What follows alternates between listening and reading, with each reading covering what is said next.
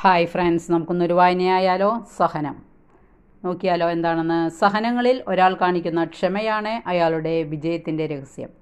കർത്താവായ ഈശോയെ പരിശുദ്ധാത്മാവും പിതാവുമായി ഒന്നുചേർന്ന് അങ്ങുണ്ടാക്കിയ പദ്ധതിയായിരുന്നല്ലോ സഹനപൂർണമായ കുരിശിൻ്റെ വഴിയിലൂടെ ഞങ്ങളെ രക്ഷിക്കുക എന്നത്.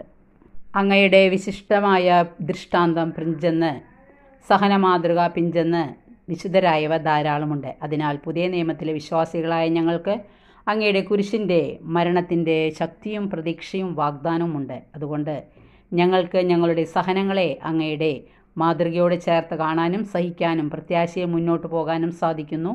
ജീവിതത്തിലെ കഷ്ടതകളെ സ്വന്തം വിശദീകരണത്തിനും സർവ്വജനത്തിൻ്റെയും ആത്മരക്ഷയ്ക്കുമായി യേശുവിൻ്റെ സഹനത്തോട് ചേർത്ത് ഞങ്ങൾ സമർപ്പിക്കുന്നു. ഈശോയെ, പരിശുദ്ധമായ ക്ഷമയോടെ ഞങ്ങളുടെ കിരീടമായ അങ്ങയിലേക്ക് യാത്ര ചെയ്യുവാൻ ഞങ്ങൾക്ക് അങ്ങ് തന്നെ കൃപ തരണമേ. ആമേൻ.